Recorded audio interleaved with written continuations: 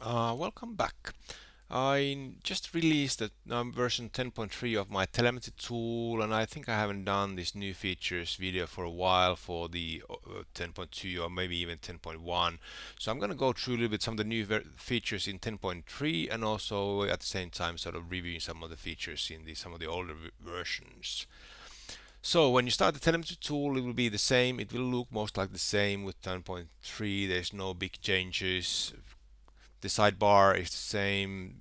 One thing you will notice is that there is new things. There is the tire temperature, so the tire surface temperature, carcass temperature, also tire pressure, and you can also have the graphs for those visible on the tool. And these are information also now saved into with 10.3. The tire temperature, carcass temperature, and pressure are also saved into this data file, so they will be available even for the fastest laps and the lap data that you have there.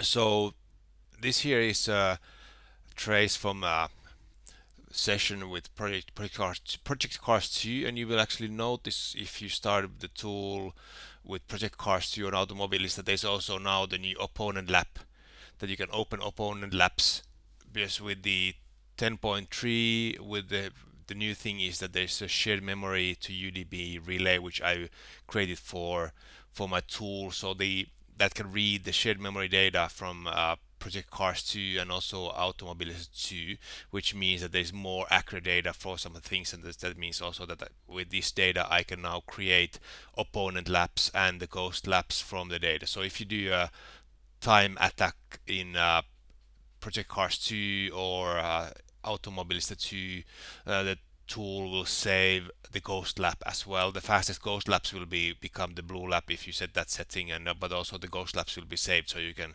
later analyze them against your own laps. They are a bit limited on the data, but there is the speed trace and the time trace, so it gives you a quite good idea where you are losing time against the faster cars for which you have the ghost, and also for the other opponents during the races. So these are the new things that you will notice on the file section.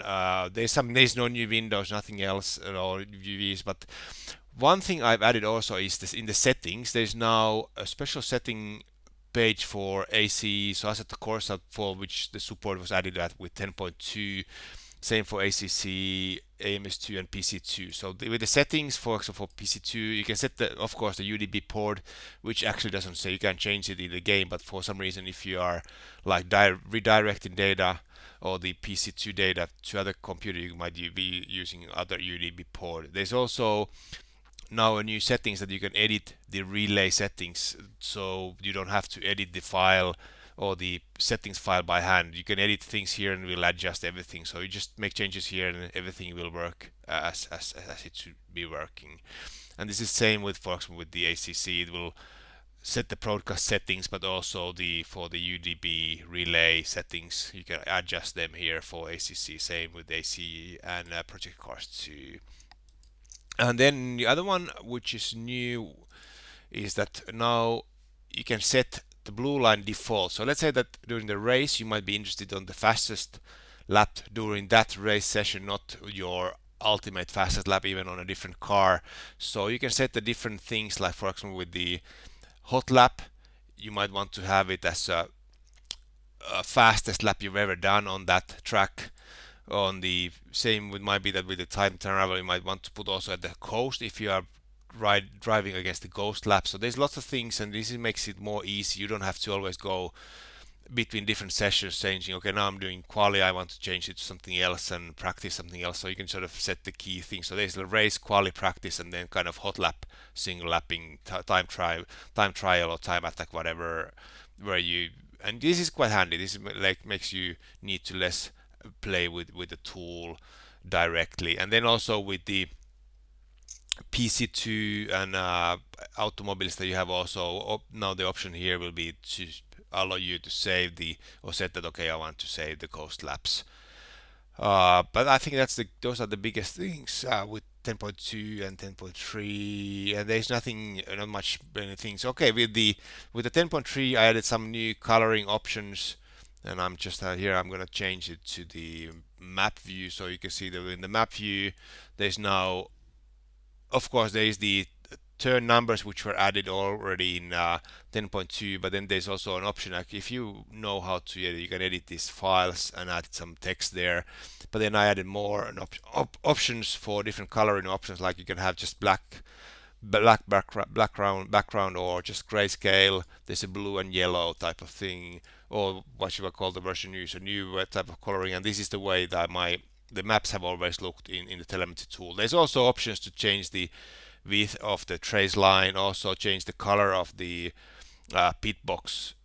So the pit box tells you where you would land after a perfect pit stop, where you would land in the trace or in the race, what would be the place where you would be landing. So I'm just leaving it here. And then you can also turn off the turn number. So it might be some people don't want to have the turn number. So I just decided, okay, just put here a setting so you can choose the turn number.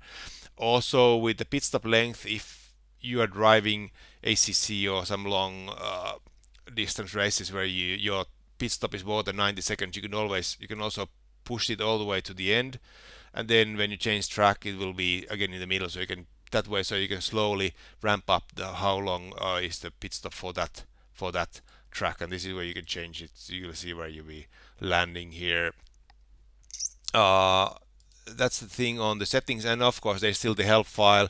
I always update it for the new version. There's latest things like for the different games, a little bit some hints on like long race settings. And what I've done with the 10.3 is I've done a lot of optimizations for long races. I did a lot of long racing myself, so needed to update or make sure that the tool works well even when you do 200 plus lap races, and it seems to be now the case for that. On the view side, there's some new things, most notably with the driving on the with Project Tours, Project Cars 2 and the Automobiles 2. There's more of the tire temperature. There are visuals here. Also, you can see the tire wear with the Project Cars 2 and Automobiles 2 when you use the shared memory. When you have the shared memory on, then you get more detailed data on that. So tire wear, you can really. I added here actually even a slider so you can see the digits up to 5 digits. How is your tire wear? So this is really handy when you are practicing and trying to really find out how your driving can affect the tire wear. So there's lots of things, and this is really handy for practicing. And when you're doing the practicing, that how is the also doing the setup, seeing there's a temperature left, center, and right for the uh, tire temperature. Also here is the carcass temperature and the surface temperature. There's some with the other games, depending a little bit on how much data they are providing on the temperature, there's more temperature added on the other cars. With Project Cars 2 and AMS 2, I also added here the torque instead of having a turbo. So this is most likely more useful than the turbo value in these games. In Formula 1 games, this is the ERS, or how much ERS you have left. So that's the key things. And you can also, if you don't want to have this much information here, you can also turn them off. So just remove and don't show damage or don't show the tire wear, and just up to you to decide what information you have. There's some also the sidebar for different games provides different information, but you will find that when you are driving with the different games. On that, there's also, yeah, I just look at the map. On the lap time data, there's some little things, especially for ACC users. That here you will have, if you have lots of laps, then it will show you the the how much fuel you've been using, how much fuel you've been using per lap do an average on that track. So there's a good information when you're planning how much you will put fuel on the car, and because it will show the different cars. So there will be different cars and the timings and all stuff like that. Uh, then the opponent laps will also, for some of the games, some of like the Project Cars and Automobiles will also show some little bit of information, not much useful, but it's just added there because I had the opponent stuff for the other games too.